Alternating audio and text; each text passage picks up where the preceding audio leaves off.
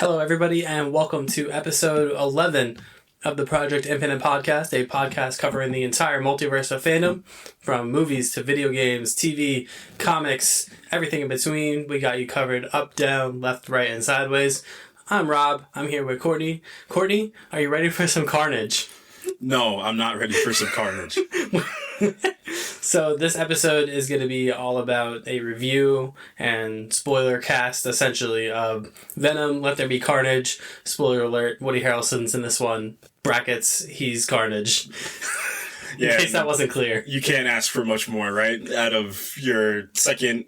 I mean, Venom is like... Venom and Carnage are so synonymous, you kind of have to imagine that's always where they were going.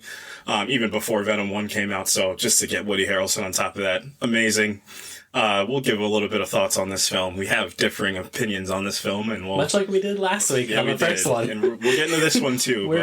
We're on kind of the same battle lines as we were last time. We're essentially Venom and Carnage right now. That's what this is. Yeah. Who's who, though? That's what I want to know. I guess I would be Venom. Yeah, I would be Carnage in this situation. It's going to make more sense in a little bit. But yeah, so we're going to probably do a little bit of general thoughts and critic scores and box office numbers and all that. Do a little bit of kind of a general review and then dig deep into the spoilers. We're going to let you know when we do the spoiler stuff, and I'm going to timecode everything as I always do. But first, the news. Game of Thrones. Yes! Game of Thrones prequel. Thrones is back. There's more dragons. Yeah, more dragons. More dragons. At least, let me do quick math here. There were 3 in the last one. There's 17, like 5 times more dragons in this one. Quick math. Love it. So yeah, the House of the Dragon got a teaser trailer today. And I mean, I feel like I say this all the time when they do these teaser trailers for like known properties, but like this recaptures the aesthetic from Game of Thrones. Yeah, it was... In case you forgot. Right. It was the Lord of the Rings syndrome all over again. Yeah, like in case you forgot, this, we're going back into this world that, honestly, I feel like this series has a lot of expectations and a lot of pressure on it because the fan base is very divided. Yes. On how Game of Thrones ended. Game of Thrones being arguably the biggest show of the 2010s. Yeah, I was going to say, best can always be debated. People will always debate that, but biggest, I think, is a fair assessment of this show. I can't remember any show having a scale of this, having a stranglehold, honestly, on all these different platforms and social medias. Like, all the time, it was Game of Thrones Sunday. Boom, everything is shut down. It's Game of Thrones tonight. So yeah, pretty much I would say that started probably around season 3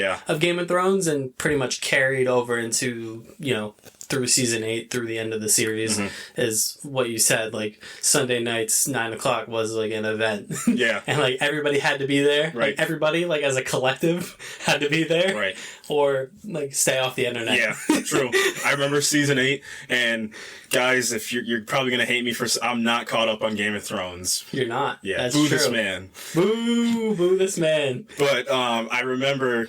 Specifically, what was it? It was that episode that was super dark and people were complaining that it was super dark. The Battle of Winterfell, yeah. Yes. When Arya hit that game-winning kill of one of the White Walker. The Night King. The Night King. Amazing. I saw that. She dropped the knife. I said, that was like a fadeaway 3 from Kobe. That's what that felt like. It was amazing. So House of the Dragon is coming in 2022.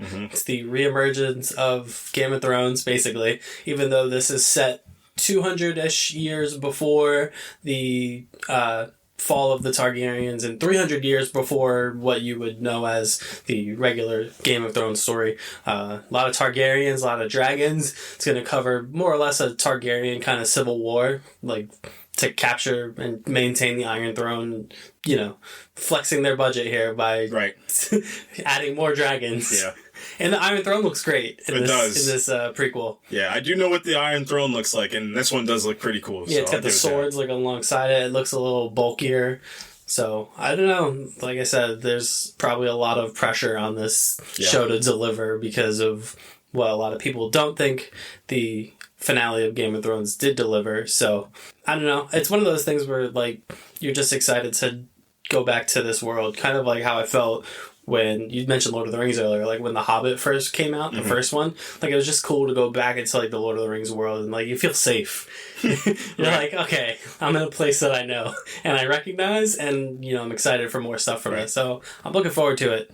Yeah, and I mean, just staying on the HBO train, Peacemaker. Spoiler alert, he's not dead. Yeah. He lived. And he's probably just going to send a postcard in the mail to Bloodsport and said, I lived, you jerk. Thanks a lot. But, I mean, it feels it feels a little bit different almost, but it kind of feels like a show versus like the movie, kind of like that big budget cinematic, like lighting, cameras. It's definitely got that, but this one feels a little bit more grounded in a good way. It feels like an HBO original, like kind of how like, these different shows on all these streaming services feel. That's what I kind of got the vibe of, and it's good. You give a character that even I knew nothing about going into the Suicide Squad and throwing John Cena in there and having him kind of be this antagonist, but maybe not really. We'll see how his arc kind of crescendos in this, but I'm excited. It looks cool. The comedy's what you expect from James Gunn on an R-rated level, which is great. So, and John Cena too. Yeah, who's kind of an underrated comedic actor. Yeah, especially over the last couple of years. So he's been doing great stuff for himself. I mean, he was in maybe one of the best movies of all time, Fast 9. As surprise Dominic Toretto's brother that we just never heard about. Jacob with a K? Yeah, Jacob with a K. Yeah, red flags all over the place. But yeah, Peacemaker's going to be cool. I'm definitely looking forward to see what else they're going to bring, because we have the Blue Beetles movie, we have the Black Canary movie, we have the Batgirl movie, we have the Gotham TV show, the Gotham City Police Department without Batman. Well, we'll see how they yeah, Gotham City. I hope Ice-T's in this one too if they're gonna do it. But yeah, we have all these properties, so it's gonna be cool to see all these like wild characters that they were pulling from the deep corners of the comics just to try to throw in there as well. And man, they really have a lot to go off of, too. If not even from Peacemaker, if they decide to do another TV show with a bigger character, like, especially with that HBO Max budget, too, they can really make a lot of noise as well. So I think Peacemaker's a character that people kind of fell in love with, or maybe not so much. But I mean, the character itself, people kind of think are cool. So hopefully we're going to get some more from that, too. And I also like how they surrounded him with like a bunch of pencil pushers, essentially. Right. Like in the Suicide Squad, he doesn't. I mean, he sticks out, but like he's also surrounded by like these freaks and weirdos, right, and these costumed lunatics and etc. But now he's just surrounded by like regular people, right. So like he walks into the diner with his costume on, and they're like, "What is he doing? Right? Like, why are you like this? Right? It doesn't make sense to them. And essentially, probably how they felt about the Suicide Squad as well. It probably this crazy. They're probably these smart people that went to these like prestigious colleges and stuff like that, worked at some of the best government organizations, and then giant shark, a woman that controls rats, a guy that wears a skull for a mask that has a toy gun. Like, it just these crazy cast of characters all over the place. So I kind of like how it's almost going to be like a fish out of water extended story from the Suicide Squad as well. Yeah. So, yeah. What else? James Bond. Oh, yes. 007. 007, baby. One last hurrah for Daniel Craig. And I just want to. Are you a Bond fan? I think we talked about it a little bit last week, but kind of with the addition of now that No Time to Die is coming out this week. How you feeling? Yeah, I'm looking forward to it. Like, we kind of touched on it last week, how for both of us, this is kind of like our James Bond. Right. You know what I mean? Like, I grew up at a time where the Brosnan movies were out, but I wasn't really into them as much, so I didn't really identify with it. I mean, I've seen them in retrospect, but they are very of their time. Yeah. Whereas Daniel Craig came off kind of, it was like Bond versus like Mission Impossible and the Bourne trilogy. Right. That Bourne was a good comparison. So like they were trying to capture that, and I think Daniel Craig absolutely nailed that. Right. So I'm looking forward to this. You know, he's had kind of a checkered history with the character, especially over the last couple of years, where like you were like, does he really want to do these anymore? And I think he's been on record saying like, not really. Yeah. But you know, they sold him kind of on this one, and he seemed like he really enjoyed filming this one. Yeah. So I'm looking forward to this. I mean, he's got to work with a lot of people over the last, how many years? Since 2006 or 5, I believe. Don't quote me on that, from Casino Royale. But it's been, 12 to 15 years roughly he's been working on this character, so he really has grown. And like you said, I kind of grew up with this Bond iteration too, and Daniel Craig is a fine actor for himself, and I'm kind of excited just to see these different characters. If maybe they don't go the route of just having a Bond, maybe they extend it a little bit too. Maybe they have one of these other characters step in. I know Andor Arms is in this movie. I'm pretty sure Ralph Fiennes is in this movie too. I don't know what their characters are, but just seeing like these different operatives and agents kind of weaving in through this story, I could definitely see them maybe grabbing a new Bond from that list instead of going, here's Henry Cavill or Idris Elba, let's just make a new iteration of Bond. I can definitely see it happening. Yeah, I think they've done a lot of work with these Craig movies in particular of establishing like the Bond cinematic universe in a way. So like I think what you're saying makes a lot of sense, honestly. Like if they were to just kind of take one of these existing characters and build a franchise off the back of those characters, I think that would work. And it might even work better than casting a new Bond and doing the origin story again. And it would help too because the whole idea of Bond that they've been kind of trying to do is it's just a name. It's not really him, Daniel Craig, is like his name was, he was born James Bond. I'm pretty sure they're trying to make it as if it's just this kind of alias that you go by too. So I can definitely see that helping. And I think we're in this age too of where everybody kind of knows these major characters by now. So like you don't have to keep doing origin stories. Like, we saw that with Tom Holland's Spider-Man. Like, we didn't do the origin story. We got mentions here and there, but we didn't get the origin story on screen because, like, at this point, everybody knows Spider-Man's origin story. Same thing with Bond. Like, we get... Everybody knows who James Bond is. Yeah. Even if you didn't then, you do now because Daniel Craig has been at the forefront. I mean, what was it? Skyfall made $1 billion. Yeah, it did. Yeah. Everybody knows who James Bond is. Yeah, you bring in Sam Mendes, I believe, to direct, and you bring in the greatest cinematographer of all time, Roger Deakins, to shoot it. Like you're bringing in and Hans Zimmer's to score. Like you want to talk about like a big three. So he's had a lot of help with these behind the scenes things and just kind of getting that character a little bit more just kind of shine in the way it's like making him look great as well as just being awesome and kind of just this like tough, rugged, but also suave and smooth individual. He's seen some stuff too, especially based off Quantum of Solace and Casino Royale. Just through those two movies, he was beat up a lot, and then going into Skyfall, it kind of turned more into like mental warfare a little bit more. But yeah, I actually can't wait for this movie. I'm really excited to see. I'm not even worried about who the next Bond is. If this was the last Bond we got for like 10-15 years, I would be satisfied because he did such a great job. Yeah, but you know that's not going to happen. No, money. Money, man. Speaking of money. Yeah, speaking of money. Litigation news. Oh yeah. For the second week in a row. If you thought this wasn't a legal podcast, then you're in for a treat. So this is a story that we kind of stayed away from because like we don't know anything about anything. Yeah, we're just two simpletons just trying to talk about what's going to happen in the new Spider-Man movie. Yeah, so Scarlett Johansson and Disney have had this, what seemed like was going to be a terrible breakup from each other, coming off of the whole Black Widow debacle, and Disney was like, hey, we're going to release this on Disney Plus, and Scarlett Johansson was like, huh? Right. You're going to what? Right. And they're like, well, we're going to put it in theaters too, but we're also going to put it on this other thing where people can stay at home and watch it. But don't worry, you're still going to get your cut of the box office. And Scarlett Johansson's like, whoa. Yeah, not enough. And then Disney like doubled down. They were like, you're really going to bicker at us about money in this economy, this pandemic, trying to like make her the bad guy, which was kind of unfair because like you did give her this contract and like nobody could have seen what was going to happen with the pandemic and stuff, but still like you got to compensate her somehow. Right. So it seemed like we were really heading for an ugly place with this, where like it felt like even, I don't know if you caught on to this, but like even like the social media stuff about Black Widow, like after this whole lawsuit started, it almost started shifting towards like the Yelena Belova character. Yeah. Like you didn't see a whole lot of Natasha in like the promo material like after this lawsuit stuff. I'm like, oh. And then especially once Falcon and the Winter Soldier hit, and we saw the end with Val, and then you get to the end of the Black Widow movie, it's like, oh wow, they're really trying to get Florence Pugh to be the new Black Widow, like just full out, just no more Scarlett Johansson at all. But I mean, look where we are now.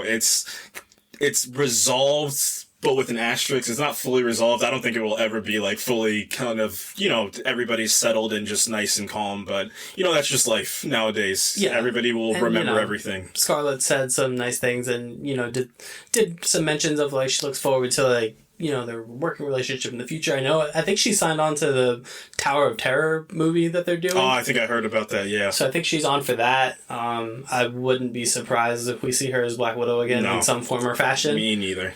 I think that'll be like the way of them like smoothing it over. Yeah. Like, look, like she's back, whether it's like a cameo or a flashback or like the multiverse is wide open, yeah.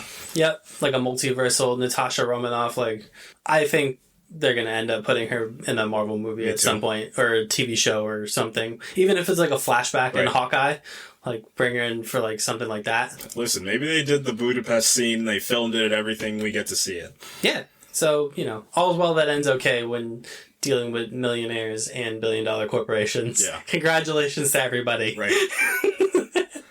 The last thing that I kind of want to talk about is Dune, because Dune's out internationally. Doing well. Yeah, doing pretty dang really well. Yeah. For not being out here. Yeah. Yet. And making the money that it's making. Making me jealous that I still haven't seen this movie, and I've been reading the book, and I'm going to be done by the time that this film comes out.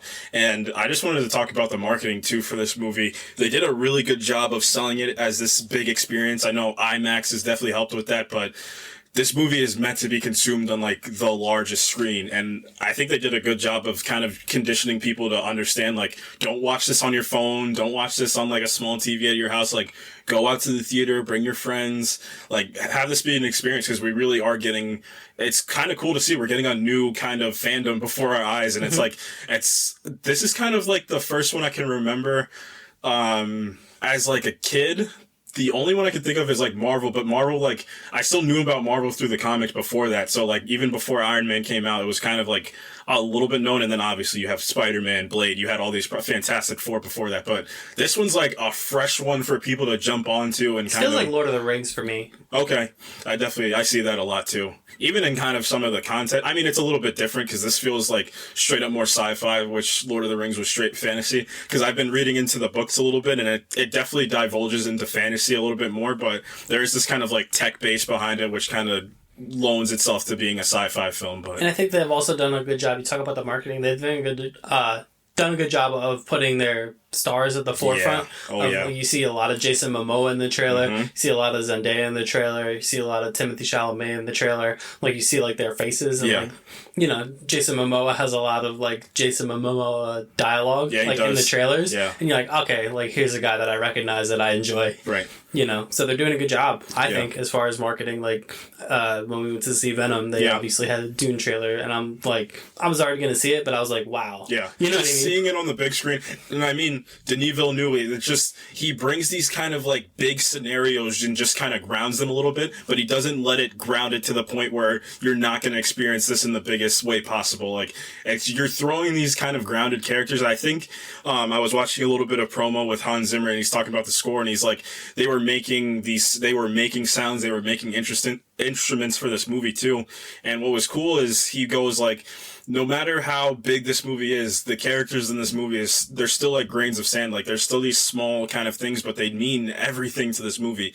And just to kind of see, just knowing from reading more of the book, like, where Paul Atreides goes, where Lady Jessica goes, like, this movie is going to be really interesting, just based on kind of some of the reviews too. I know people were upset because they didn't feel the finality of this movie, but if we get a part 2, then it's going to make way more sense, and I can kind of vouch for that a little bit more after reading some more. Yeah, I definitely am going to get into the books very shortly, just to get ready for the movie, because I like to do that and familiarize myself with the world at least. Yeah. So I kind of know what I'm walking into.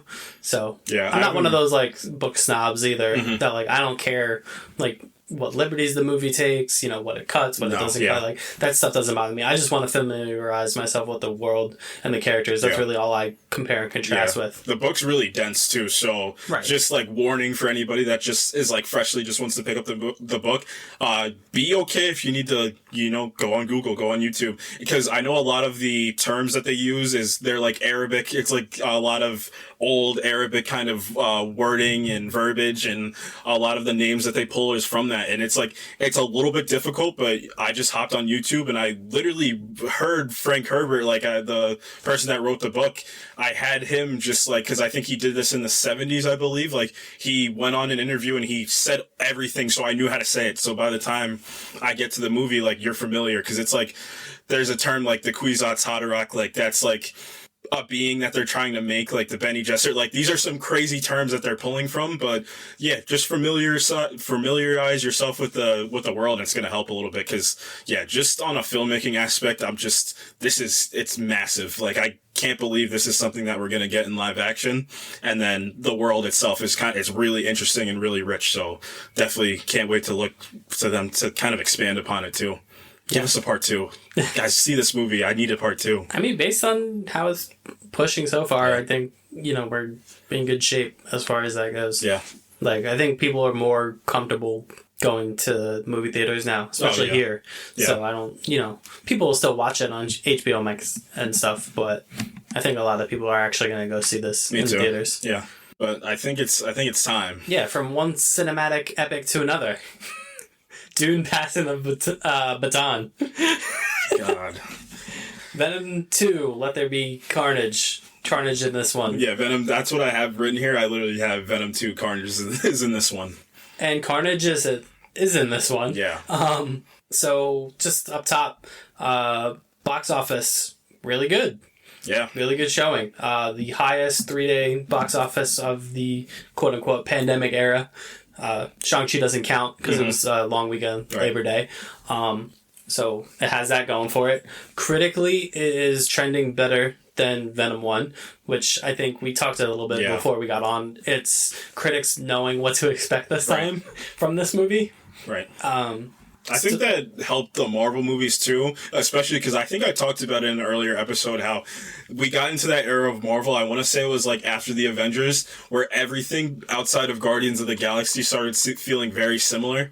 So I feel like critics started to understand what type of movie it was going to be. And then like obviously Guardians of the Galaxy was the most different one that we had gotten, and rightfully so it was praised, but it kind of felt similar. But this movie, just to kind of lean into like the review aspect without spoilers, they understand what type of movie they made. That's the biggest compliment I can give them, is they knew exactly what didn't work in the first one, what worked in the first one, and they just hit the ground running. For better or for worse. Yeah. I think in some instances, doubling down on stuff that worked in the first movie, maybe they hit that a little too hard in this one. Yeah, I have some instances where I think they do. When it comes down to like some more technical things, but we'll get into that. And just certain beats in general that I think they like tried to shoot too hard for. Right. And they didn't, it kind of made it suffer a bit. But you get Tom Hardy is back. Yeah.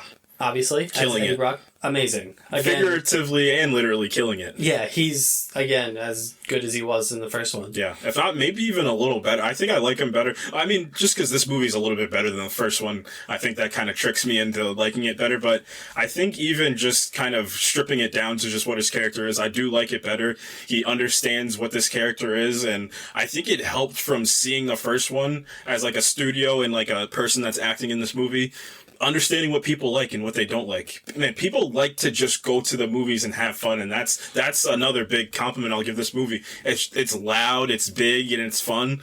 He spends a lot of time as Venom in this movie, a whole lot more than even you would see. The comparison I make is like Guardians of the Galaxy having Peter Quill in the mask. Like, he spends a little time in that mask. He spends a lot of time as Venom in this movie too. So, yeah. And it works. Yeah, and I like the straight man dynamic. Like Eddie Brock's like the straight man and Venom is like the comedy, which was kind of fun that they didn't really do in the first one. Oh. Like, it was like the first one was more this like Jekyll and Hyde kind of situation, where like this one is more like Eddie Brock like is the straight man and Venom is like the comic relief kind of, until all hell breaks loose and you got to do a big fight.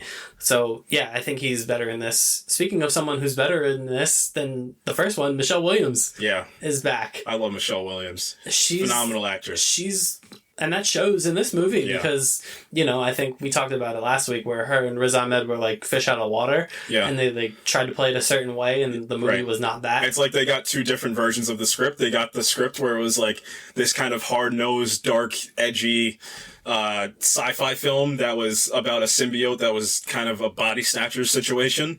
And this one was a big mid-2000s action movie with a lot of loud noises and big CGI fights, and they leaned into it a whole lot more in this one. And like you said, she's so much better. She's so much more, she's funny. She's so much more believable. Her husband, her fiance also somehow didn't need to be in the third act at all, and I think they made the joke too that guy didn't need to be there, which I understand. Dan? But, Dan is Dan. back? Shout out Dan. Yeah, again, just being a good guy. Yeah, good fiance. Good fiance. That guy's got no flaws, man. No, he's great. I love Yeah. Dan. And then obviously on the opposing side, Woody Harrelson as Cletus Cassidy is as good as you probably expected him to be. He, again, much like Tom Hardy, understands the assignment. Yeah, and it's not a gripe of mine, but I kind of started thinking about this after the movie, and like a couple days after, I was like, I almost, and this is just me personally, I almost got the sense where it kind of was teetering on the line of unmemorable. Like, I didn't really feel too much about his Cletus Cassidy, and it's not his fault. He did a great job at knowing exactly what this movie was, but that kind of didn't help me in thinking about this any further. I was just like, well, it's better than Riot from Venom 1, but he still just didn't do as much as I thought he would have, being the opposite to Venom. Like, while he was like the middle act, that's where I kind of felt it more. But then once you got into the third act, I was like, oh yeah, I know what type of movie this is going to be. Right. And then his kind of co-pilot is Naomi Harris as Shriek, and kind of forgettable. Yeah, I have some issues, and that kind of goes down to the dialogue. I wish I got to see this movie again so I can like pinpoint it, because I told you before we hopped on, there was like a moment where I was in the theater and she gave this line of dialogue and I was like, this has to be a 90s movie. There's no way this is a 2021 movie. And I put my hands in my head because I was like, we really kind of stooped low on this one. But then again, I snapped myself out of it because essentially I'm watching two big CGI monsters fight each other for 30 minutes. So you can't really, look too much into it. I think I thought about this probably a day or two after, like what we watched, especially in terms of the dialogue. We were watching basically a comic book on film. Yeah. Like, if you look back, and comic book dialogue is not... Yeah. That's not the most memorable part of comic books. No, it's not. Not at all. And the same can kind of be said for this movie. Like, the dialogue feels very comic booky. Yeah. It's not nuanced. It's not, there's no undertones, really. It's just pretty, it's one-liners. Yeah. It's a joke here. It's, bam, splat, kapow. Right. Hero dialogue, villain dialogue, third act dialogue, ending dialogue. That's all it was. And then pacing too. So that's another big issue, which before I was trying to be a little bit more forgiving, but I don't think this is even forgivable. The pacing, it feels like you're on a roller coaster for the first 20 minutes. It's too fast, too much at once. Like, even down to the editing at some points. I specifically remember, without spoilers, in the first act when Eddie meets with Anne's character and then he gets back on the bike, the editing is all over the place at this part. Like, there's just random shots at random points, and it's just narratively to go through the story. It just, too much was happening at once. And I think it doesn't help that Venom's also in his head, but it also does a little bit because you remember what movie you're watching when that happens too. You don't kind of divulge into these two people that have known each other that have broken up and he's trying to reconcile with his thoughts. It's just, well, he has a symbiote in his head and that's where the main plot's taking you anyway. Yeah, and it feels like maybe I'm giving it too much credit, but it feels like that's snappy editing you're talking about is because Eddie Brock's the point of view character, and it is supposed to be chaotic. I don't think it works, but I think that's what they tried. It felt like that's what they were trying to do. Eddie would talk, and then Venom would talk, and then the camera would be cutting back and forth as if we're seeing things from both points of view. And it's an interesting trick, but I don't think it necessarily works. I personally don't even think that was intentional. I just think that was just them, not being we really need to sell this movie to anybody. We already know it's going to sell. So it doesn't really, we don't need to go too far into anything. That's how I took that. So, yeah. So you want to dive into spoilers or you got anything else? No. In terms of a rating, 2 out of 5. 2. Well, what was our rating system? Go see it. wait for it, or like... I mean, we might need to talk about this when we get into spoilers, but if you're talking spoilers, this is you have to go see this, honestly. Yeah. Yeah. Yeah, it's necessary viewing in that regard, but like if I were to remove that from it, like... I think this is a wait. I mean, it depends on the viewer, because I'm trying to look at this through like a... I would say go see it on like a discount day. Right. Take your friends on a Tuesday. You know, go out before, have some fun, and like a matinee. Yeah, like a matinee. Go early and like you don't have work tomorrow. Go like 12 o'clock in the afternoon. Just have a good time. You know, that's all this is. Just have a good time. You don't need to really think in depth about this movie. Nothing like that. Just go have a good time. Watch Venom and Carnage 2. Loved comic book characters. Duke it out for a little bit. Like if I were removed from like this fandom and everything, and I was half familiar with like the Venom character, and like I maybe saw the first one on like streaming or something, I would, if I was at the movie theater, I'd be like, oh, Venom 2 is out. Like I'll check it out. Like that's probably where I would land in this. Yeah. This movie's a comedy. That's probably what I'll say. This isn't like I don't view this as an action adventure. It's an action comedy. Yeah, the first one definitely was straight up like an action movie with the comic book elements, but this one is very much a comedy in my opinion. Yeah. So, yeah, I think we're ready to get into spoilers. Spoilers. Yeah. So where do you want to start here? I don't want to start at the end. I think we'll save the end. Yeah, because that's massive. You want to do Carnage first? Yeah, let's talk about Woody Harrelson's Carnage a little bit and kind of where he came from. So you have this academy, and where it picks up is you have Shriek and Carnage as Shriek and Cletus Cassidy as kids, and they're in this facility for troubled youth that they're abusive, tropes all over the place, cliches all over the place, and Shriek gets taken out. And I guess Carnage or Cletus Cassidy, he doesn't snap then. You find out later why he snapped and where he does, but yeah, she gets taken, he gets mad, and he goes on this manhunt. He starts killing a bunch of people, and he's just kind of looking for her, essentially. That's where this kind of starts. And we pick up with Tom Hardy as Venom, and he's doing his reporting, but he's not endorsed by anybody anymore. So, but he's back on track. Yeah, as like a reporter. Right. Like he's not like life ruined. Yeah. Eddie Brock. He's kind of like back on track. Yeah. Writing stories. He's a detective essentially at this point. He's just straight he's like up an investigative journalist. He's a better investigative journalist than the actual police department is at their job. Like he solved Cletus Cassidy's with Venom's help, which you kind of get, but man, that's another problem I had with this. Like it felt like a Disney Channel movie level of investigating to feel like he literally moved like the mountains over the place, and like he found like dead bodies all over the place for the police, and I was like, geez, like we couldn't have thought about this a little more. And then he's super famous again. Yeah, and then and then everybody loves him again. Speaking of Venom though, him and Eddie are having like marital problems. Yeah. I love how Tom Hardy marketed this movie before. He said this is a love story, and you do get that. It's a love story on pretty, like, several degrees. Yeah, it is. Like, it's a love story between Cletus Cassidy and Shriek. Yeah. It's a love story between Venom and Eddie. It's a love story between Eddie and Anne. Yeah. Which I didn't really expect to see a lot of in this second movie. Like, I wasn't even sure Michelle Williams was coming back. Right, that's what I thought, too. I didn't look too much into this movie. I had no idea she was coming back. I thought her and Riz Ahmed were probably like, I'm never stepping foot on this franchise again, but listen, success sells. So, and the first one was successful, undeniable. So it's like Venom wants to be killing more people than he's currently killing, and Eddie's like, look, very realistically too. And he's like, look, we can't be doing this. Yeah, and I love how disheveled Eddie is too, and you kind of see that in the setting too. Like his apartment is ruined because Venom's like an 8-foot tall monster. So whenever he turns into him, like he's too tall for his ceiling. So like you see old ceiling holes and like that he's made. You see chickens running around because chicken brains obviously much smaller than human brains, which Venom needs a chemical in the human brain, which is also found in chocolate, and it's also found in comics. Right. So good job for them to do that, but you just see how bad his life has been with Venom, and it's kind of like a calming to him, but it's also not, because like he's not at peace, but he's kind of just, he's at bay of where he's at. Like he's just like, it is what it is. But then as the story progresses, he's like, I can't keep living like this for too much longer. It's like, it's killing me on the inside. Like I can't keep doing this. And they break up. They do.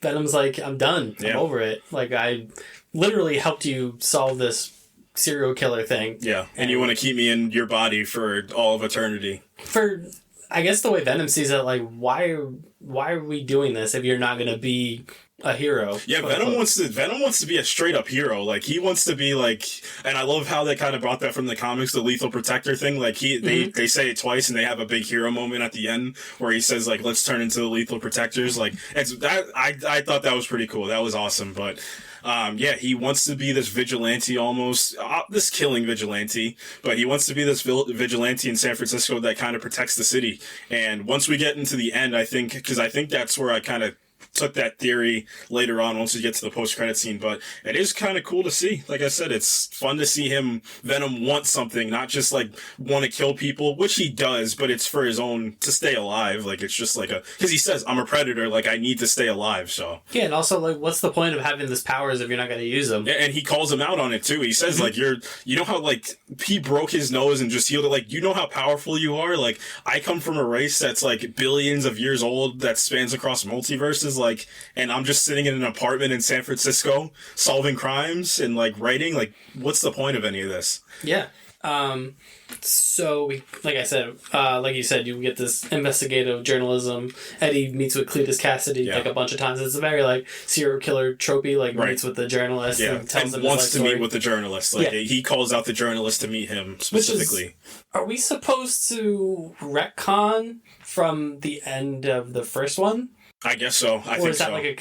I guess it's just a continuation as of it's almost like the Edward Norton thing in Mark Ruffalo, where just don't think about it. Right. It looks different. Are they but meeting for the first time again? Or... Which I don't think so. I just think the way it was edited, it's supposed to be just he's seeing him again, and he saw him a couple times from that. That's what I took from that. Mm-hmm. But yeah, we see them together, and like I said, we go on this kids chase of them finding bodies, and I have my issues with that, but Cletus he sets him on a path to he wants him to find everything. He wants him to solve these crimes. He wants to be remembered. And I guess that's every serial killer. They want to be remembered, because what else is the point of killing people for sport? Yeah. So, he does, and he does it because what really sets him off is the fact that Eddie finds these bodies, and then that, again, comic book movie logic, somehow gets the governor of California to reverse the state moratorium of the death penalty. No, we're going to kill this guy right now. Yeah. No government works like that. But also I get it, because Cletus Cassidy is literally a psychopath. So that sets him off because he realizes in that moment he's never going to see Shriek again. Right. And that kind of... Man, this movie is a love story. This is not a bad love story. And she finds out that he's being sentenced to death, and that kind of sets him on this path of, I hate Eddie Brock now. Yeah. And then a lot of people hate Eddie Brock. Yeah. Then he bites him. Yeah. And then, boom. This is so comic booky. He bites him and gets a new symbiote. This is the most comic booky thing I've seen in a while.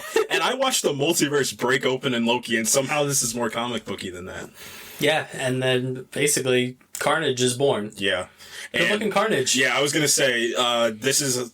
in my top 3 best things about this movie is the kind of formation of Carnage and the ascension of Carnage scene it was well done. It was a horror movie. It straight up turned into an actual horror movie. You got a lot of, quiet and then the bang, but it's not, I can't remember what director said it, but it's never about the bang. It's about the anticipation for the bang, and the anticipation when Carnage, before he breaks out of the facility, is amazing. It's just the weight, and it's just him screaming. And I think purposely, they would make his screams louder than the actual movie, and it worked. He was menacing, man. It was straight horror. That was a really well done scene, I'll give them. Mm-hmm. And yeah, they did a great job. Carnage's look, it looks powerful. It looks like if this was Venom's homeworld, there's a reason why, he said this is a red one, I'm out of here. If you're not gonna help me, then I'm out of here. Because even he's not as sleek looking as Venom. He's more kind of spiky and deranged, and he's got tendrils coming out of everywhere. It's almost like he has more of a control on the potential of their race than than Venom does, and you can feel the weight of the situation too, because the guards are running away, and there's nothing he makes a hole in himself, so they're just shooting each other when they're back to it doesn't matter whatever they do. And it's a really good start when he puts his tongue down the one security guard and kills him, because the security guard pleads, but you get the Cletus Cassidy side of it. Like, I don't care. Like, I'm a killer. Like, I don't care what you say to me right now. I'm gonna kill you, and it works. Much more visually better looking than Riot. Yeah. Oh yeah. Riot just felt like Venom with a little bit more like liquidy than Venom, if that makes sense. That's all Riot felt like. But like it. Carnage felt like distinct. Yeah, he felt way more definitive and way more memorable in that aspect. So I gotta say, I think that might be my favorite scene in the movie. It was the first prison break? Yeah, the prison break first scene with Carnage was well done. It was good. It does a good job of establishing the villain, which like the first one didn't do at all. Yeah. It didn't introduce Riot until the very end of the movie. Right. So, but this, like, Carnage right away, and you're like, oh, yeah, crap. And you think, and that's the best thing to do, like, just in terms of characters, like, the Thanos thing, like, Thanos picked up, like, Thor was just wrecking shop in Ragnarok, and then the first scene in Infinity War, Thanos is holding him like a ragdoll and just carrying him around the ship, and then he beats Hulk into submission to the point where he didn't come out for the entire movie. Like, that's how you set up a villain. So they did that really well. Yeah, and then it pretty much establishes, like, these two are in a collision course. Yeah. Like, Cletus has motivation. It's kind of weird, like, it's like a reverse thing, right? Like, right now the antagonist has motive, and he wants to catch the good guy instead of the other way around. Because, like, Eddie's not even aware. He doesn't become aware of Carnage until he gets confronted, right? Not the church. No, like, it was beforehand. It was on the TV screen. It was in the second act after the prison break. They had like the big news story, and I think he kind of understood. But it was about Cletus. But like you said, nobody knew about Carnage because I'm pretty sure nobody's going to believe them in the, like, they're not going to believe any of the prisoners, or they might cover it up. And then the news isn't going to say, well, there's a big monster running around a prison. They're just going to say Cletus Cassidy broke out of prison, which people would believe because he's a serial killer. So yeah, and then he goes on this mission so it's interesting because, again, love story, right? So Venom, and this comes into play later, where Venom and Eddie are kind of, even though they're having their problems and Venom breaks off from Eddie for a little while, they still kind of get each other, whereas Cletus and Carnage are on totally different wavelengths. Yeah, and that's another thing they set up early, and then it pays off in the third act. So that's another thing that they capitalized on, is understanding, like, like, this movie's about relationships. Like, at the core, this is a movie about relationships, and it works because they're symbiotic. Like, Eddie and Venom are symbiotic, and like Carnage and Cletus, they're just using each other just to get their personal gain, and you see why it works and why it doesn't work. Carnage wants to kill Venom, and Cletus wants to rescue Shriek, which he does. Good boyfriend. Very good boyfriend. Oh my gosh. Just finds her in a secret lab facility place. That scene was, the horror elements of this movie with Carnage are good because, like, it, like, they did that camera spin, and like it goes to the doctor, and then like it spins around, then it comes back around, and she's like being lifted in the air, and then he's on the inside. It was a very ta-da moment, and then the dialogue is the dialogue. So then I was like, okay, I forgot for a second, but. And this is where, like, my problems with Shriek are. Yeah. Where, like, it pretty much establishes right away that, like, oh, she's going to be the one to foil Carnage. Yeah. Because they're escaping that secret facility, and she screams, and it screws with Carnage, and he's like, oh, if she does that again, I'll kill her. And you're like, oh, okay. Yeah. Like, this is going to come to a head. Yeah. Because obviously they set it up in the first movie that the symbiotes are, you know... What do you mean the first movie? You mean Spider-Man 3 they set that up? That the symbiotes are allergic to sound. Yeah. I actually just watched that scene today. I think it just popped up on Twitter. They do the church bell thing. Yeah, they do. They do. And they play the heck out of that church bell thing, too. They were hitting that every 5 seconds for a solid 3 minutes. It was amazing. Yeah. So that's basically what this... Like, there's not a whole lot to this movie. No. It's... He rescues Shriek, and then we get ready for the big fight. Yeah, this is a very simple movie, and that's another thing that works. It's so simplistic, and it just, like, I just can't stress this enough. It understands exactly what they need to do. That's why this movie's only an hour and 30, and with a little change, like, this movie's short, sweet, and simple, and that's the biggest compliment I can give. The only thing that it was missing to avoid, like, the total trope is if we would have got, like, Carnage and Venom, like, training montages before the big fight. Is Rocky 3? Rocky style. God. Because that's what, you know, that's what we're leading up to. Yeah. Like, you know, this is where this is coming to a head. You know what they replaced their, like, Rocky training montages with? Relationship advice. Yeah. That's what they replaced it with. She-Venom is back. Yeah, She-Venom's back. and for a couple seconds they break out. Oh, Detective Mulligan. Before we go any further, we got to talk about Detective Crow. Yeah, Detective Cliche. All right, so imagine a world where we have this character, and he's a cop, and, you know, he sees these crazy things happening, and Eddie Brock's always at the center of this, like every other police captain in every other comic book property there's ever been. And oh my gosh, I don't hate the actor at all. Like, he actually is like, he was the most, I felt like sometimes I was the most emotionally invested in him, especially after the flashback scene where you find out that Shriek kind of blew out his eardrum and made him partially deaf. And he thought that he killed her. Yeah, because he shot her in the head, and then that's where she gets, like, the comic book accurate scar from, which I don't know how that makes sense, that it just makes her eye glow, but comics. Yeah. But yeah, Detective Mulligan's here, and he's kind of questioning Eddie. He doesn't believe him on any of the stuff, because we had the whole thing at, what was the labs called in the first movie? Light Foundation? Yeah, the Light Foundation. He says, like, you were at the Light Foundation, and the whole thing blew up, and you were there, and then nobody questioned it. And then where was he at the beginning? It was, just Cletus Cassidy, like, the whole stuff with investigating the murders and stuff. Like, and then Cletus Cassidy breaks out of prison. Yeah, like, and right after seeing Eddie. Yeah, and Mulligan kind of thinks, did he help him break out of prison? Like, did he maybe feel bad for this serial killer? And yeah, Mulligan, he's way too cliche, just way too, like, he did not need to be in this movie. For an already short movie, like, you shouldn't have anything that shouldn't be there. There's one reason he's in this movie. Yeah, there's a reason. It's a comic book reason he's in this movie, but, yeah, just, as a character, just doesn't work for the narrative at all, just has no place in this movie, honestly, besides just being the cop in every comic book movie. That's it. Yeah. So, Eddie and Venom reunite. Yeah. And it's on. Yeah, it's on.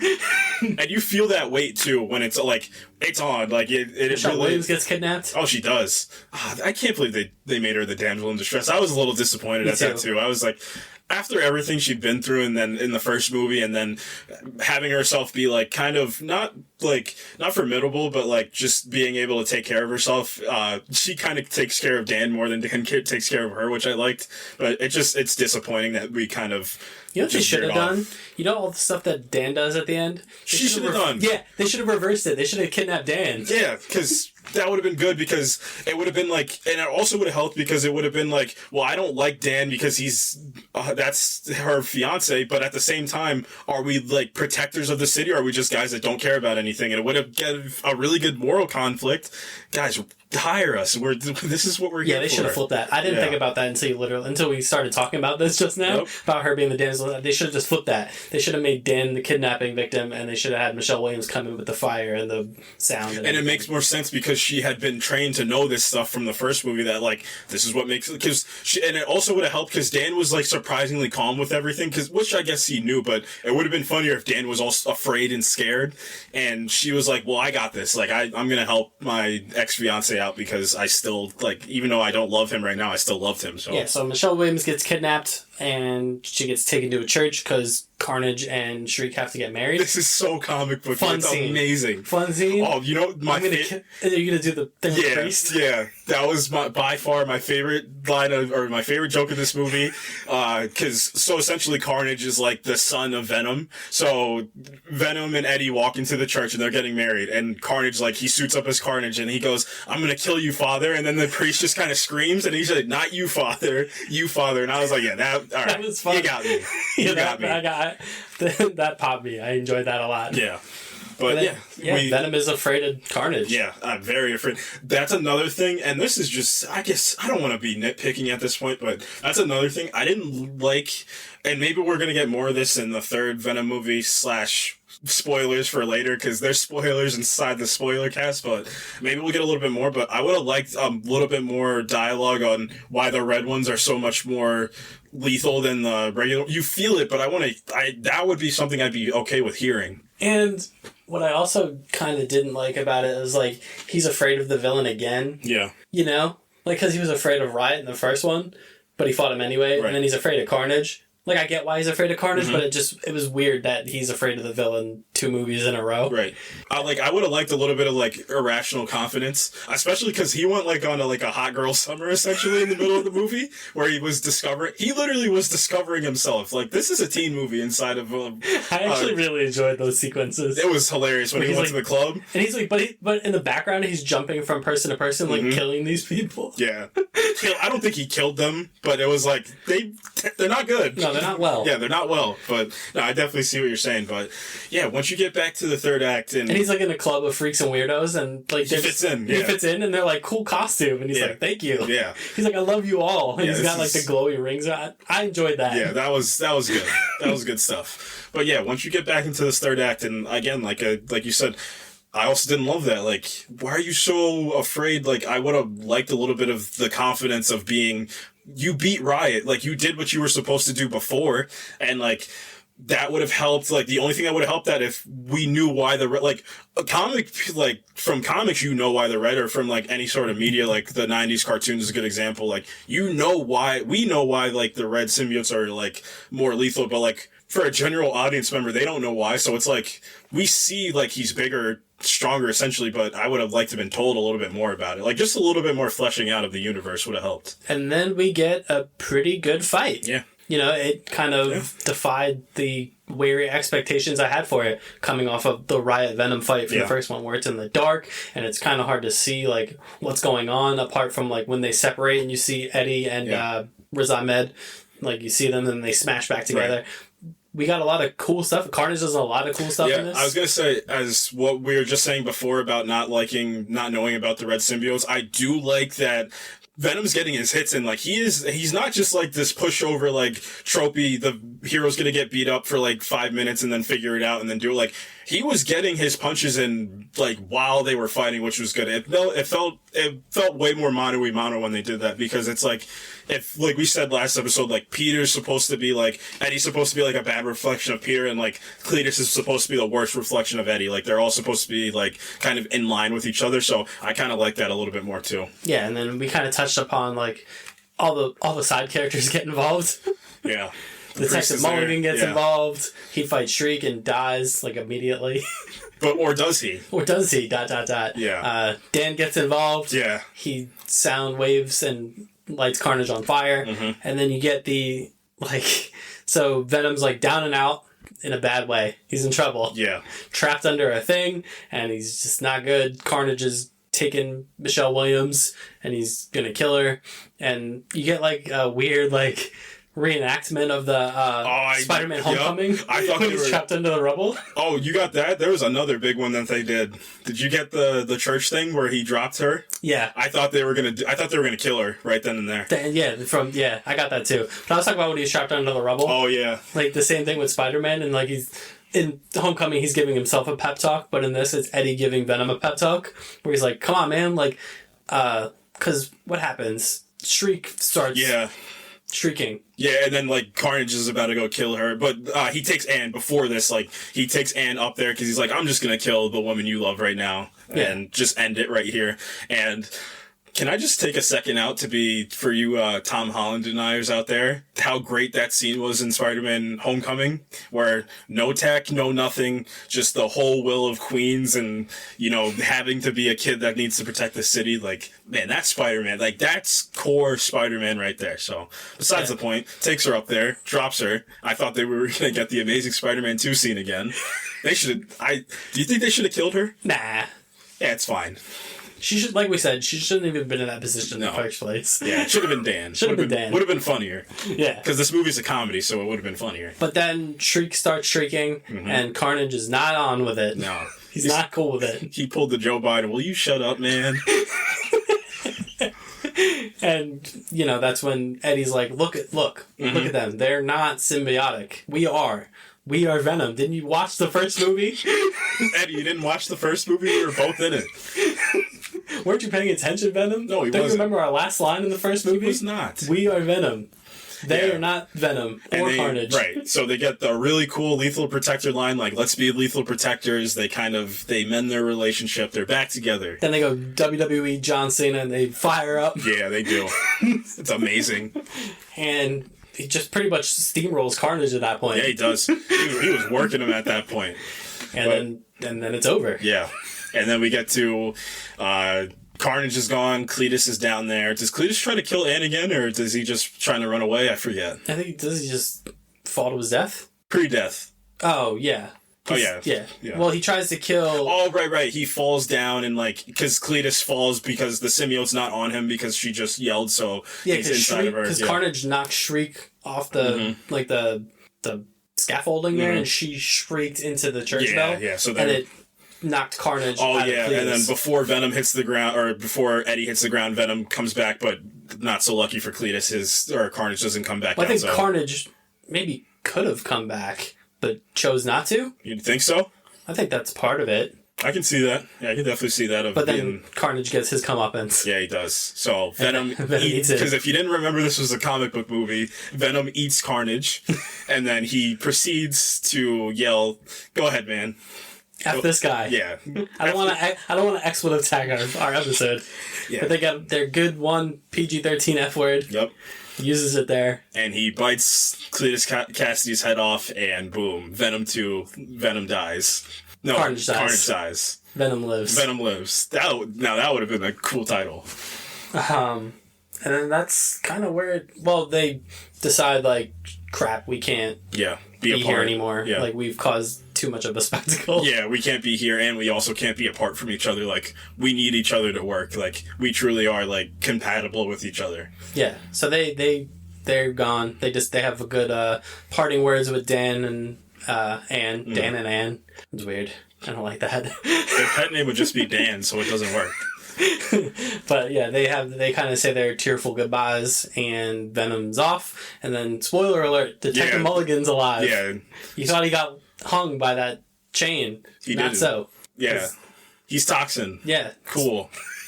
Let's get on with it, because I've been itching all day to talk about this. So we knew this was coming, right? Post-credit scene, Venom and Eddie. Well, they're on a beach. This isn't the post-credits yet. They end the movie on Venom, because Venom makes a mention that he wants his toes in the sand, wants to enjoy the sunshine, yada yada. So Eddie takes him to Mexico. Yeah, Eddie takes him to the beach, and then that's kind of where the movie signs off. And then, boy. Yeah, I just want to step back from the movie. When this happened, there were people in the theater verbally yelling at the screen and standing up. This felt like a sporting event. It was nuts. Because we've seen crazy post-credit scenes before. I mean, the Shang-Chi post-credit scene, that was a pretty crazy one, because you could have said a lot of things were going to come after that one. And I mean, the Captain Marvel post-credit scene, the Infinity War post-credit scene with calling Captain Marvel too. These were some nuts post-credit scenes, but this one was this is the one to end all the post-credit scenes. Yeah, so Venom and Eddie are on a hotel room bed, just kind of mucking about, watching a telenova, talking, and then Eddie's like, "Oh man, what do you know? What have you seen?" Venom's like, boy howdy. Yeah. Can I tell you the stuff I've seen? Yeah. Son, just don't. Yeah. So Venom kind of tells him, "We've been alive for 80 billion years." And this is where I perked up a little bit. So he says, "We've been alive for 80 billion years, cool, across multiverse." And I said, "Excuse me?" Yeah, wait, what? Yeah. So, right, they're about to, mind meld, essentially, the Supergirl Martian Manhunter thing, mind meld. And right before that happens, big spoilers, baby. The Spider-Man No Way Home trailer. Doctor Strange is mucking about, just making teenagers' wishes come true. Strange, don't cast the spell. Well, but what if I did, though? So, you kind of see the visuals from that. So, you're looking outside of his window, and everything just starts glitching. And then... Big gasp. Yeah, big gasp. The background changes on everything, and it essentially kind of feels like... Boom, he's inside of the MCU now, because he looks at the TV screen, and we pick up right at the ending of Spider-Man Far From Home, and you see Tom Holland's Spider-Man revealed on screen. So first of all, you see J. Jonah Jameson on screen. So it's essentially the same newscast from Spider-Man Far From Home. I also like how they kind of did it. There's a delay, right? Yeah. Where everyone's just sitting with this for a second, but you see the J. Jonah Jameson newscast, but you don't hear anything. Right. So because he could still be just J. Jonah Jameson in that universe too. Mm-hmm. So they let you sit with that for a beat or two. Yeah. Where Venom and Eddie are like, ugh. Yeah, what the heck? Because then, because he says we're about to mind meld, let's connect each other, and then Eddie thinks that Venom just did that, and Venom, like, verbally, like, I did not just do that, something else just happened. And then you got the J. Jonah Jameson voice. Yeah, and then boom, Tom Holland's on screen as Spider-Man revealed, and Venom takes over Eddie's body, and then he just says, that guy, and he licks the screen, and I was like, oh, shoot, they're gonna do it. So, just going back to comics a little bit, they're kind of reversing it, because we all kind of know Peter gets a symbiote in Secret Wars, yada, yada, yada, gets mad, hits a church bell. I think they're gonna do the thing that I said last week. Yeah, you called it. Good job. I think that's what we're setting up for. Venom is clearly intrigued. Yeah. Whether it's he's aware of Spider-Man, and yeah, I have a theory on that, but go ahead. Like I said, I think we're setting up for basically what I said last week, is that Venom is gonna test the waters a little bit, and see what Spider-Man's all about. Right. And I don't know if we're gonna see him again in a No Way Home post-credit scene, or if they're gonna save him for the next movie, but I mean, it's clear that Venom and Spider-Man are on a collision course now. Like, that's clear.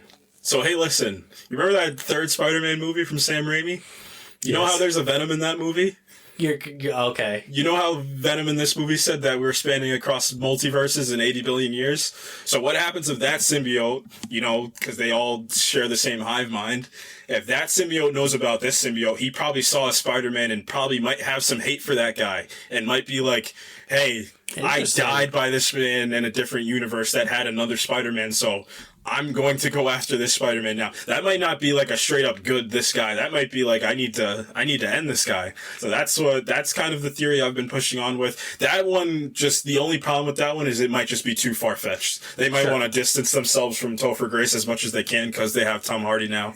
I think they want to use this as a vehicle to make him look like comic book Venom. Yeah. So I think they're gonna have to bond at some point, because I think what they're saving up for is the big white spider Venom costume. Yeah. I think they want to show that off. Yeah. But before we get there, so this is, I kind of want to turn the last couple minutes of this into a Spider-Man kind of future trilogy, because we were talking about this when we were walking out of the theater. So I kind of have my fan, like what I kind of want to happen. So everything's going to happen in No Way Home. We're going to get hopefully we get Toby and Andrew. It's going to be cool. We're going to see everything. It's going to be the Avengers Endgame of nostalgia. Cool. Everything's going to go down.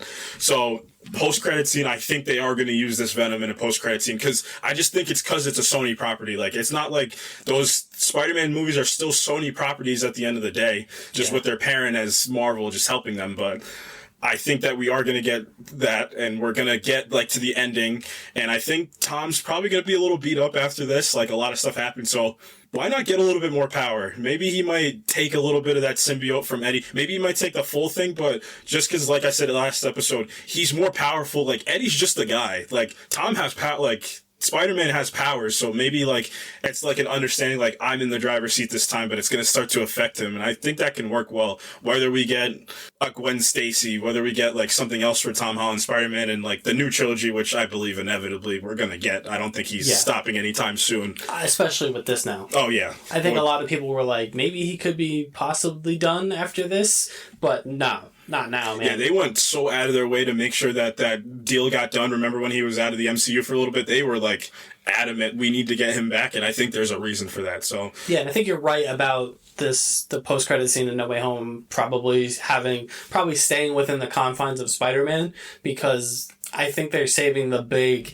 MCU kind of post-credits breaking for Doctor Strange too. Yeah, me too. Yep. That's going to be probably, we're going to get, like, Kang and whatever the case is. Right. They're saving that big, like, next phase of the MCU, like, kind of the Thanos reveal. Yeah. They're saving that kind of post-credit scene for Doctor Strange too. And I think the No Way Home post-credit scene is either going to be what you said, where it's going to involve Venom, or it's going to maybe push in a direction for a Tobey Maguire movie, depending on how this movie goes. Yeah, and I mean, honestly, too, you can have both. Yep, Guardians of the Galaxy 2 had 5 post-credit scenes. You can do both. And I kind of wanted to talk about, like, more of the future. So I think the fourth one should be a pretty tried and true black suit Spider-Man, like, and it would be interesting because we've had Tom for a while. It's been since 2016 he's been Spider-Man, so he's been Spider-Man for a long time. So especially after 3 movies and appearances in the Avengers movies and all these other things, like, I think it's time where he kind of gets a little bit of a different direction, just for his character, because he's been pretty happy-go-lucky with like that New York pride behind him, but now he probably needs to be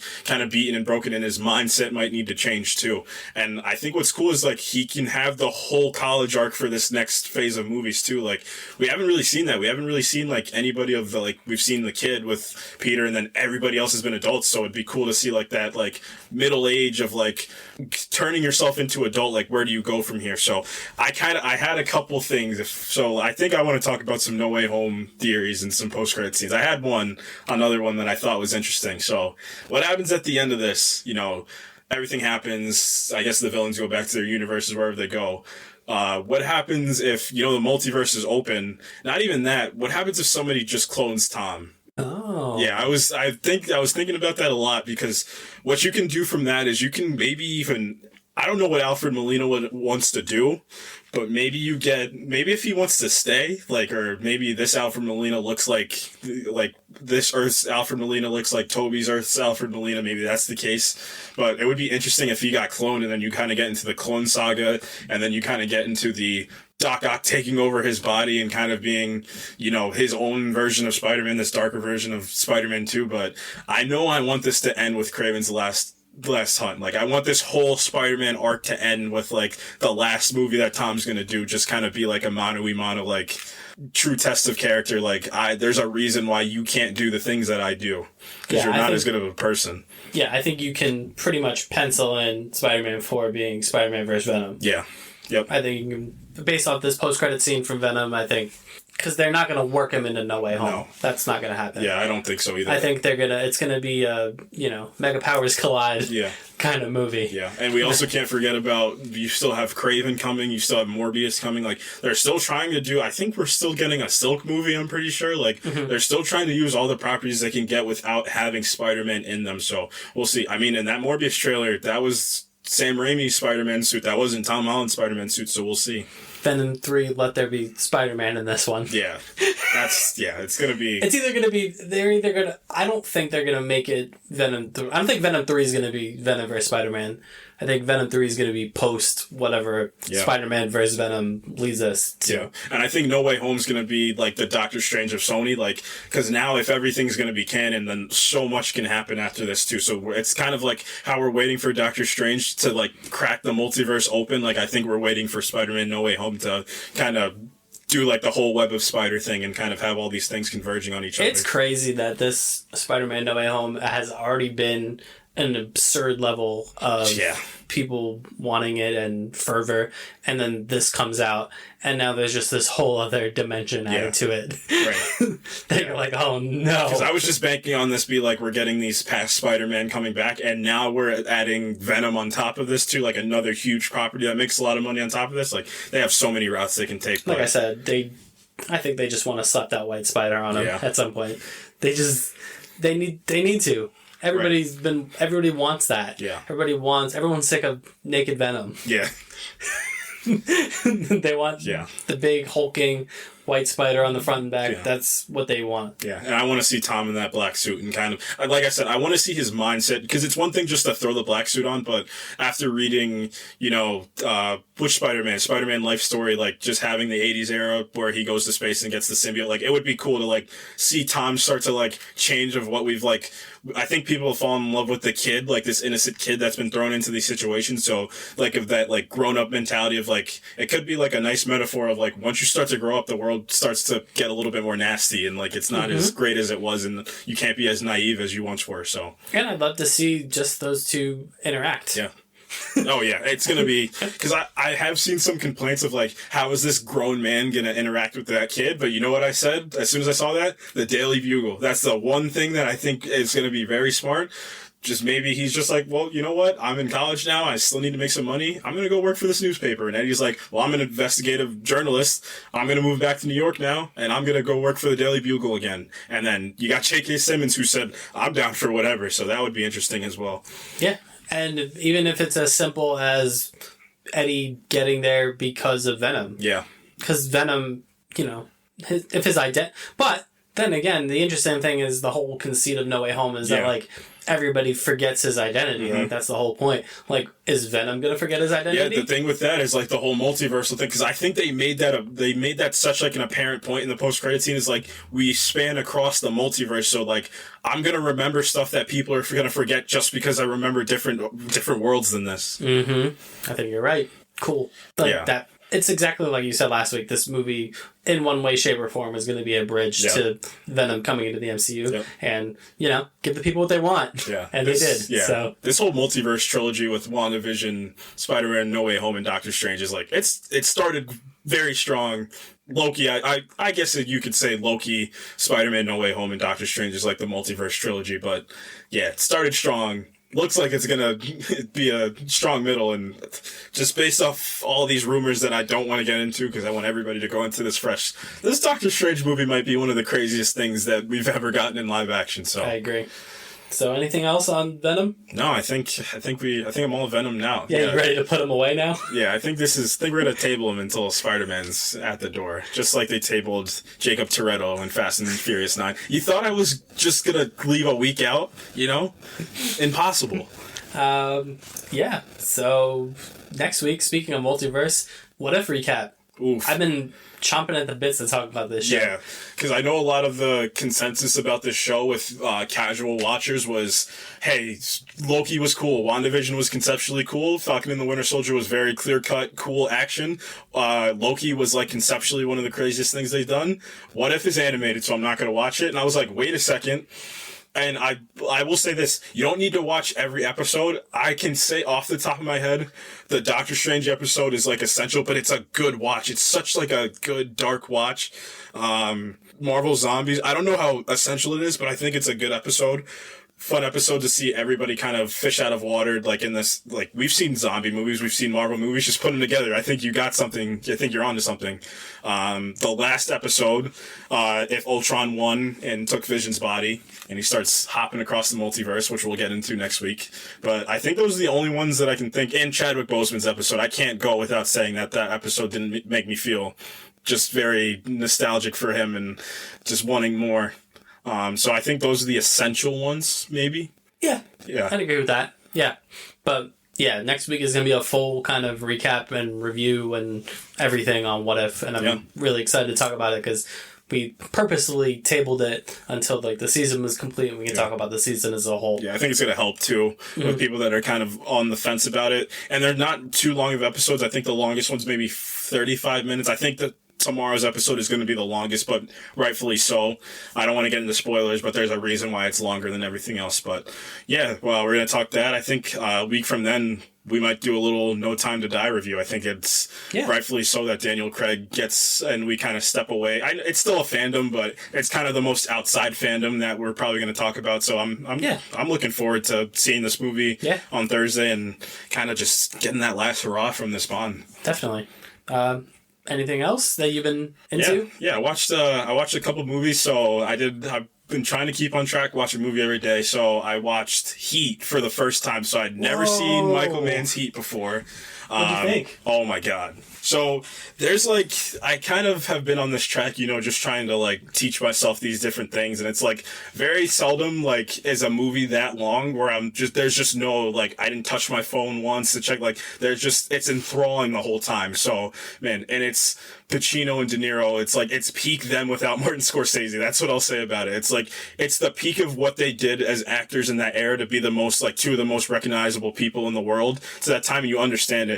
A couple of just call outs for the movie. I mean, there's this, like, just from a filmmaking aspect, they did a lot of great camera stuff. There's this shot where it's the big, third act, just shoot out straight up. Or this is essentially at the end of the second act, but there's just one take where Val Kilmer's shooting the gun, right? And he's like above the car and like he lowers with the camera and he rises with him where he's reloading. Like, it's little things like that like, that's the stuff that should be taught. Like, you don't need to cut the camera back and forth. It's really good. And there's this another great scene in the middle of the movie. And it kind of just shows you like the dichotomy between Al Pacino and Robert De Niro, where they're in a van and they're ready to catch catch him, and Robert De Niro's standing outside because they're scouting out the place they're trying to rob, and it's like they keep the camera the same for both of their faces, and it's cutting back in between them, and it's such a great intercut, and it works so well, and it just shows them, like, they're foes, but there's so much respect between the two of them, and then, I mean, I think people think that diner scene is one of the greatest kind of dialogues in cinema history of them just sitting there. Yeah, because it is. It's so good.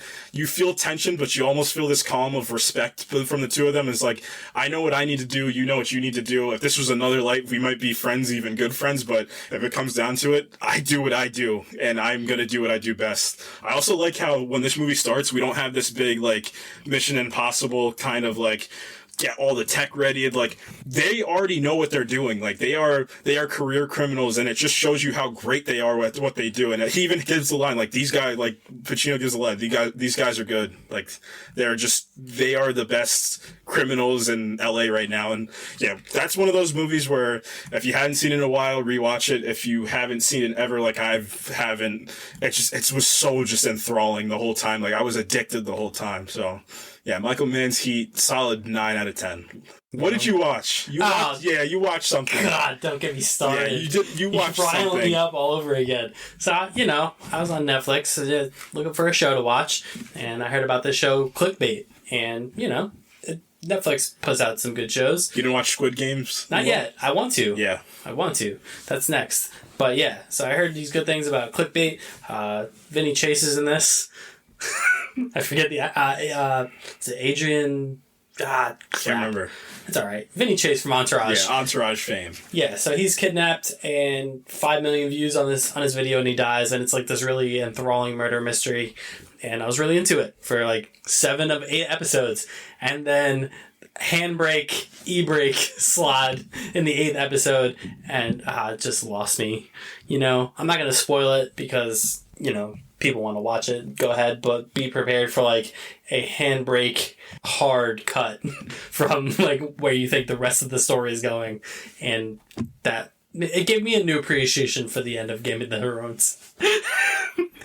Because like people think Game of Thrones ended poorly, but at least the characters were set up to where they ended up in Game of Thrones. This twist, it's one of those things, and I feel like shows fall into this a lot, where like it's a twist for twist's sake. Like, it's just a show being too clever for itself. Mm-hmm. And that's what kind of unraveled Clickbait for me.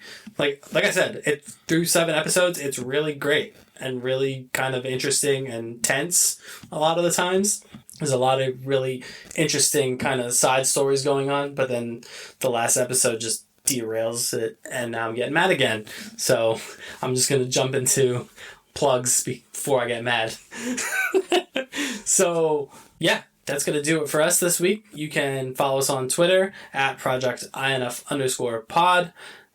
You can email us at projectinfinitepod@gmail.com, which I'm still not checking regularly. You gotta let me do it from now on. I just keep forgetting. I'm there every day. Like us on Facebook. You can follow us on there. You can follow us on Instagram. At the Project Infinite Pod. Yes. And that's pretty much it. You can listen to us on Apple, Spotify, Amazon, Google Podcasts. Basically, anywhere you can get a podcast, you can listen to our show. Give us a listen. Give us a review. Reviews are great. Tell a friend. Tell a family member. Tell a coworker. Tell your local congressman. Yeah. Tell your local congressman. They might be into it. But I don't think I'm forgetting anything. No.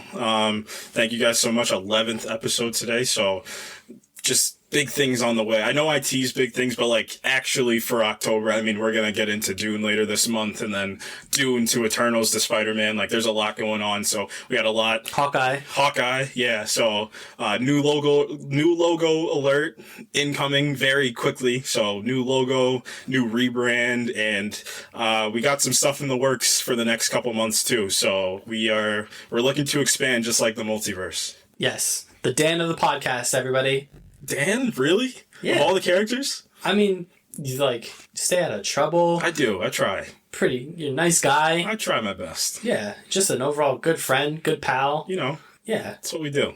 I gave you Eddie Brock last week. You did. And I wasn't going to give you Cletus Cassidy. Yeah, that would have... The police would have showed up if you gave me Cletus Cassidy. I wasn't going to give you Detective Mulligan. Oh, God. I just would have been just... Like, Dan, you know? Yeah, I'll take that.